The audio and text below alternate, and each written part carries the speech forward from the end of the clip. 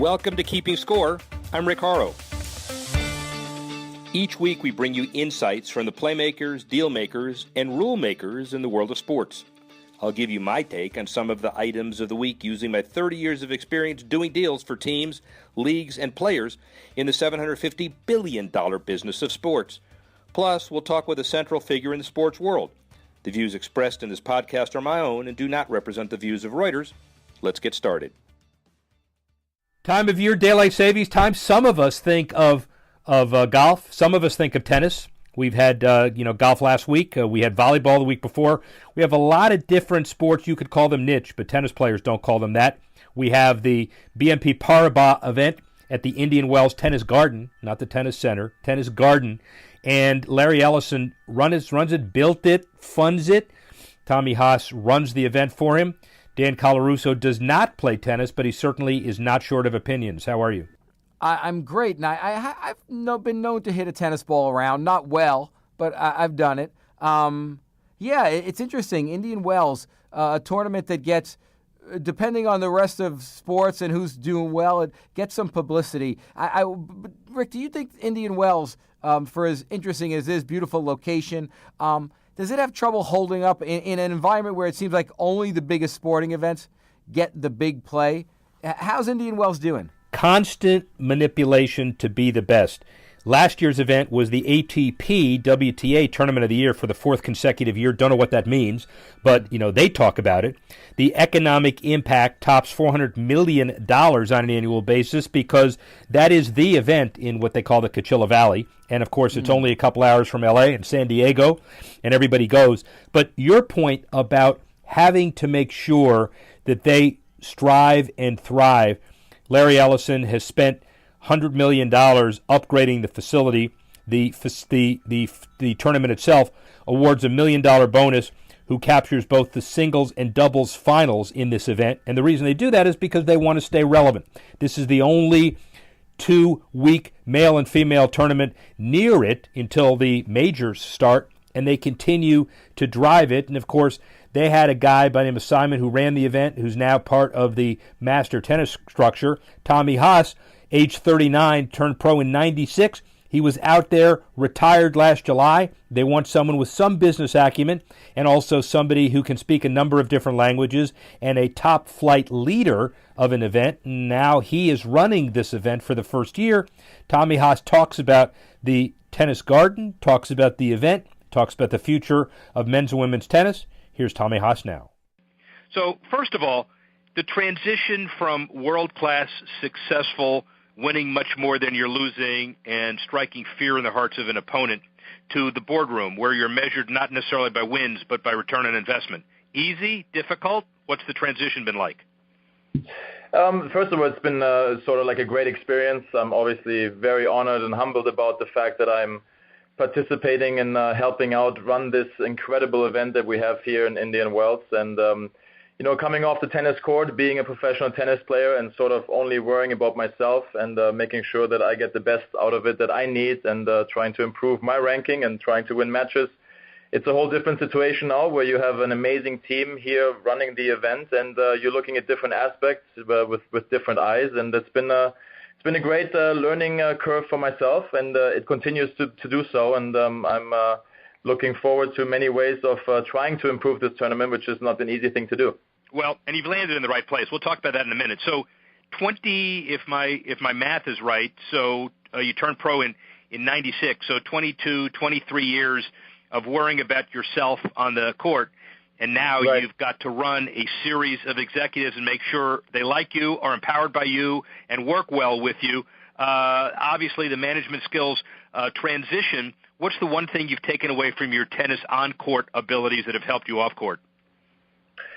I don't know. I think a little bit of determination, trying to get things done, being very precise and looking to be, I guess as a tennis player, with the thing that you always try to do is try to perfect things, which is obviously the wrong thing to do because nothing seems to be perfect. And but you, especially in an individual sport, you always try to go out there and try to have that sort of mindset because, and on the other hand, you always try to figure out a way to win. And so You don't wanna be in the position where, if you wanna change things and then do things for the tournament that are in the best interest of the fans, the sponsors, and the players. And me being a former player, I just want to make sure that everything of those things are taken care of. And the people, the team that has been working here for many, many years have done an incredible job.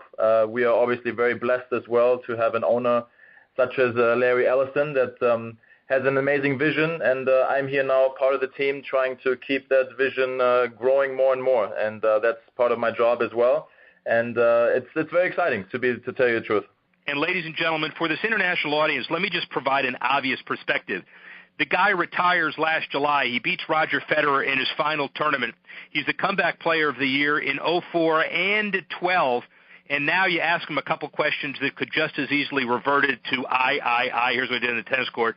He is absolutely part of the team. Well done, by the way. Yeah, thank you very much. I appreciate that, yeah. Well, but obviously you also have a heck of a tournament to run, and I know there's a lot more to be done. That's your nature. But tell us how the tournament this year is improved from last year, for example. Well, to be really honest with you, last year we had such a huge improvement of, really taking Stadium 1 apart and just really making it, a first-class stadium. It was built first and back in the year 2000. And when you have so many people coming in and the stadium is full of 16,300 people, we didn't really have enough concession stands, and the suites weren't really up to date, and bathrooms were only on the lower floor. So we really were trying to make sure that all the fans sitting in the stadium would get the best of it, and that's where the best matches are going to happen most of the time towards the end of the tournament, and that really showcases our site here. And I was always joking about it, even last year and a few years ago, that Stadium 2 came around about 5 years ago, and Stadium 1 was getting very jealous over there because Stadium 2 was having 3 restaurants that you can overlook and watch tennis. One restaurant such as Nobu as well, where you're going, okay, what's going on here? Stadium 2 has the most attention. But so that was really the big thing that we did last year. This year it's kind of been a little bit more about the full bloom campaign. Bringing in more flowers, more palm trees, more shaded areas for the fans, because it does get quite hot here in the desert during the day, and we just want to make sure that they do get enough shade and see the beauty of it. It's also called here the Indian Wells Tennis Garden, so we really wanted to emphasize on that as a change. And I think so far the feedback from the fans that have been here watching the early matches, the qualifying has been going on, getting some nice feedback.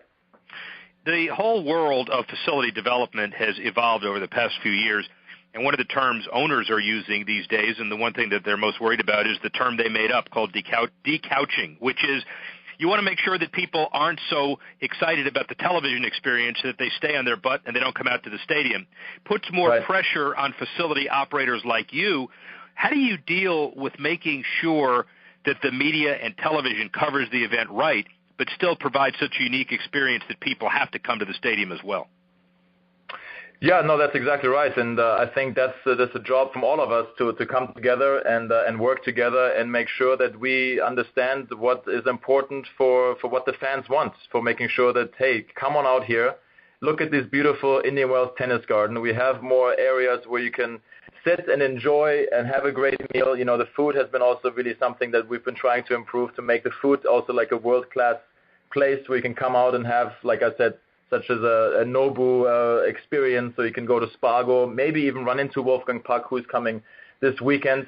And then you have the idea of, making it so fan-friendly. The chances for you to come out here and say, you know what, I'm a fan of Roger Federer, I'm a fan of Serena Williams, the chance of you seeing them so up close and personal is very highly. And you can see what time they're practicing, on which outside courts, and be there and possibly get even an autograph session. They also have a great area where all the players warm up, and you can be right there in the front row, all seeing that happening with your own eyes. So if you're truly a tennis fan, it's obviously a no-brainer for you to come out. But even if you're not a tennis fan, it's great to come out here and experience those things and see it for yourself. And as we know, when we go on vacation, I think also one of the most important things is how's the food? What am I going to have for lunch or for dinner? And you have that here. And that's really something that we really paid a lot of attention to. And so the overall experience, I can tell you, is something you will get nowhere else. Man, you listen to you, and we're going for the food. We're not necessarily going for the tennis. But on the tennis side of it, it is interesting, right, Tommy? Because even if you're a tennis fan or not, you have one of the best players in the world, Serena Williams, who's not even seeded. How did that happen? I know how it happened, but explain it to people. Yeah, right. She obviously took a little break due to the fact that she became a mother. So obviously, congratulations to her and her husband. A very exciting time for her. It's very exciting for us that she decided to come here and play here. I hope that she's feeling great, that she's ready to go. And everybody that is a tennis fan and a Serena fan can't wait to see what she's going to bring to the table. And that's another thing why it's so exciting. You have the best players from the men's side and the women's side here in Indian Wells this week, and we can't wait to get it started. On the men's side, Rafa Murray injured, obviously, Roger and Djokovic there. At the Australian, there was a lot of chatter about the grueling schedule. Nadal clearly made that comment. What's your take? And I know you have to be political, but there are a lot of injuries on the tour. How do you deal with the busy schedule and yet get everybody to understand that these players are exposure vehicles for tennis, so they got to play as much as they can? How do you do the balance? Yeah, that is very hard, and it's very individualized for each and every player. I think if you're a top 10 player, if we're talking about Roger, Rafa, Djokovic, Murray, you are basically in charge of making the right schedule, making sure that you are going to be in top shape for obviously the Grand Slams, which you want to win, and obviously the Masters Series, such as this one here in Indian Wells, that you want to win, accumulate a lot of points, and possibly also increase your prize money status. But that's what's so tough to decide at times. And how it is. The sport has gotten so physical. It's very tough out there. All the players that are in the draws can play, so everything is getting tougher and tougher. There are no easy matches anymore. At the Grand Slams, you're also playing best of 5, and then in between maybe there's Davis Cup going on that you want to present your country, and so there's a lot at stake. And the team constantly will try to advise the players what's the right thing to do. Then if you go and play a tournament and you might lose early, you might want to play another tournament because everybody knows how important confidence is going into it. Now, very few people are as blessed and as good as a Roger Federer, so if he decides to only play 10, 11, 12 tournaments and pretty much wins every single one, he can have a less of a crazy hectic schedule. And Serena pretty much has done the same thing over the years, so that has also helped prolong their career. But yes, and then talking to me, somebody that only had 9 surgeries and trying to keep coming back, it's like, usually one thing can lead to the next as well. The body is an amazing tool. It compensates. Once you get over this injury, then something else comes up because you've been compensating. That's what Rafa Nadal is kind of going through. Andy Murray has been going through that for a while, but ends up having to have hip surgery. Now Djokovic is in that stage, and these guys, they're top athletes, and it takes a lot out of them. What's it like with you getting up in the morning after 9 surgeries? Does everything crackle?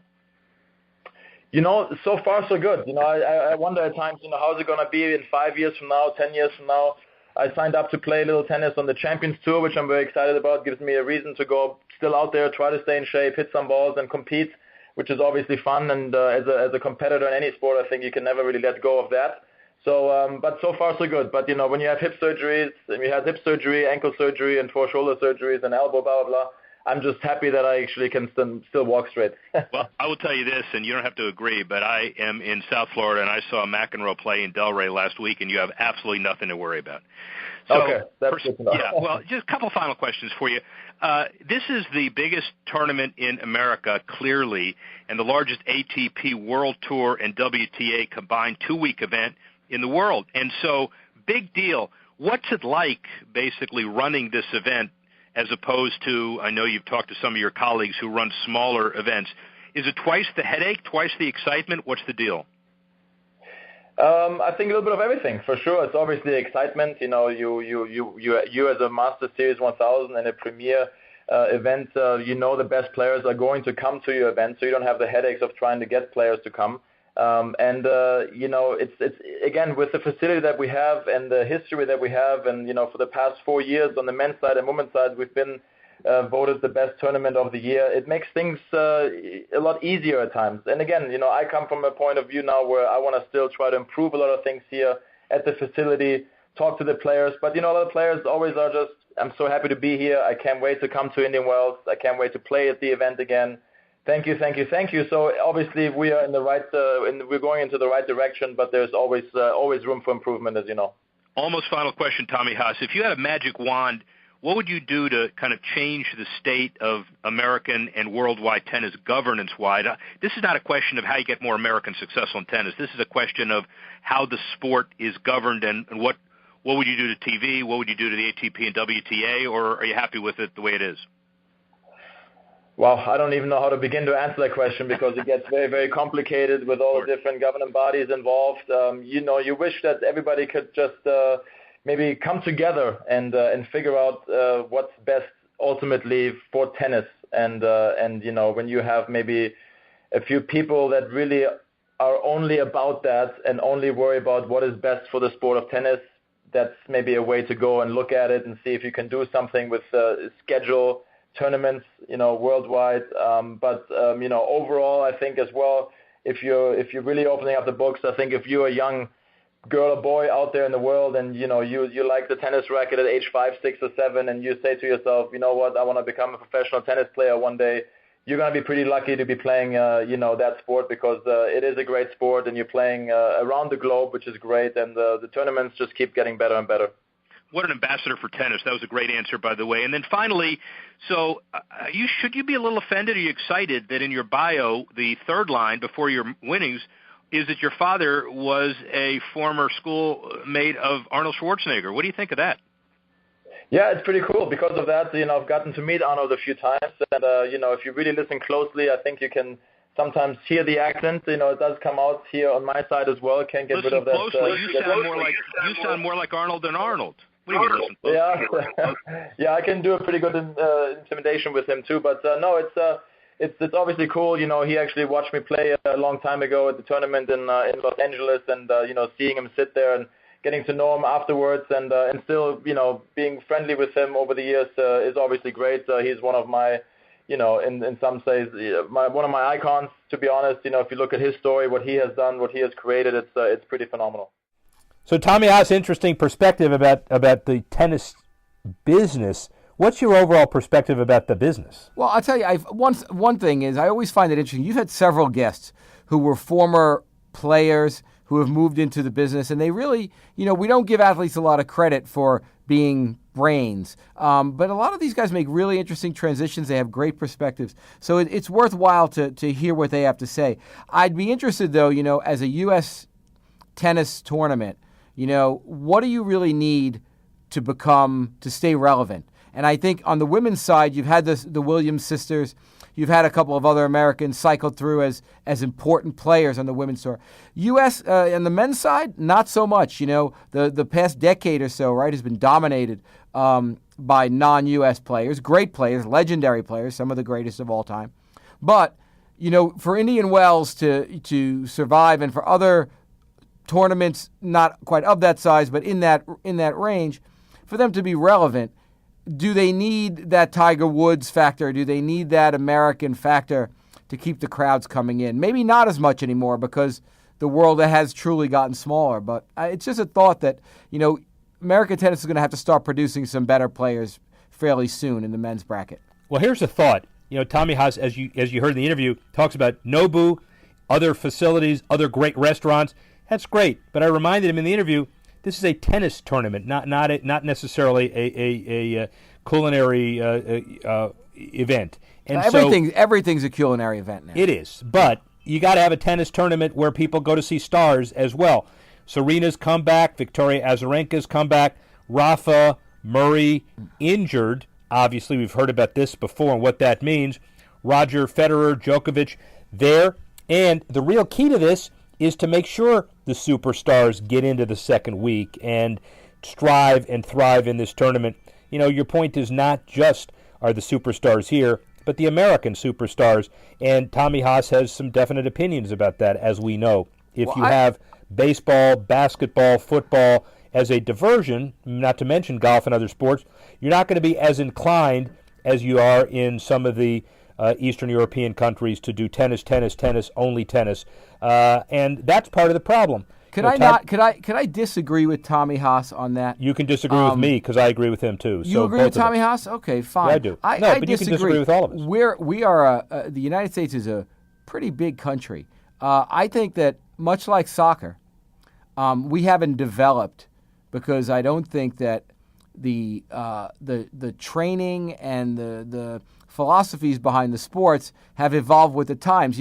When the great American players were being minted, like out of a factory, you had Nick Bollettieri, and the kids were sent there, still in diapers and hit tennis balls 7 days a week. And they had that kind of very rigorous, sounded like a Soviet Union gymnastics academy, But I don't know if that's the right way to do it. And apparently, good American athletes have maybe easier options. But quite frankly, if I'm a good athlete and it's a choice between playing wide receiver in the NFL and playing tennis, I might choose tennis just to keep myself safe and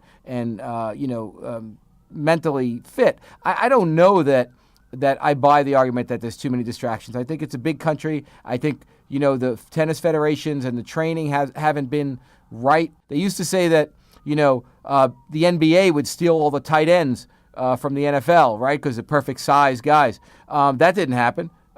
Baseball players, people play baseball. America is a place with fine athletic programs, people who are physically fit for the most part. I don't know. I don't buy it.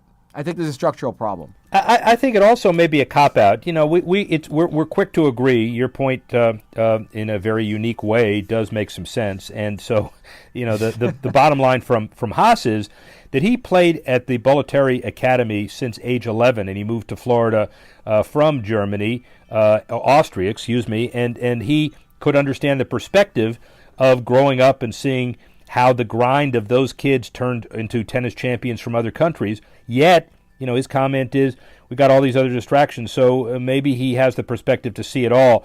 And the bottom line, too, is that tennis has become a very lucrative alternative, especially if you're in the top 10, 20, you're going to gain $30, $40 million off-court endorsements. So, and by the way, latest I've checked, you're not going to get a concussion playing tennis or golf. So there is something to that. What do you think of the business conversion? We have a lot of guys on this show, as you pointed out, who start as athletes, and end up being boardroom superstars as well. That's an important track too, isn't it? Well, I think, there's a certain performance thing to athletes. I have a friend who runs a Wall Street research firm, and he'll almost only hire former college athletes. I think it's a performance thing. I think it's performing under pressure. I think it's being a leader in other micro situations that leads them to be good businessmen, because it's all about like accountability and being willing to kind of work hard when there's not an easy payoff. And I think that those skills lend themselves well. Working with other people, accepting other personalities, dealing with egos, all that stuff plays in. And I think, that's why there's a natural connection. I mean, we've had presidents like Gerald Ford was a football player at Michigan, right? We've had several presidents who were pretty good athletes. So we have this, culture where it is replaced, sports has replaced the military in some sense, where young men can go and develop leadership skills. And I think, and young women actually too, because we've seen it in the women's hockey establishment in the United States. So to that end, I think athletes in general are doing well on these conversions because they have the unique perspective and they're forced to be accountable from a very young age. So it's muscle memory. You don't have to train someone. It's not like they're, it's not like they're just getting good marks and that's enough for them. There's actually performance and pressure on them, I think the ironic thing of Tommy Haas, and you hear it from the interview, is that being a successful athlete and a winner who retired at age 39, it taught him humility, which is, again, ironic. He gave credit to Larry Ellison. He gave credit to everybody. He did exactly what he's supposed to do as an executive, as opposed to a tennis player whose life was all about I. Pretty significant and pretty interesting, and we wish, Tommy Haas the best of luck and the tournament the best of luck as well. Rick Horrow, Keeping Score. See you soon. Thanks for listening to this edition of Keeping Score. The producer, Alex Cohn. Associate producers, Freddie Joyner and Ryan Warner. Assistance provided by Carla Swadek, Tanner Simpkins, and Ronnie Sokach. And the executive editor of Reuters Digital, Dan Colarusso. I'm Rick Horrow. Thanks again for listening. See you next time on Keeping Score.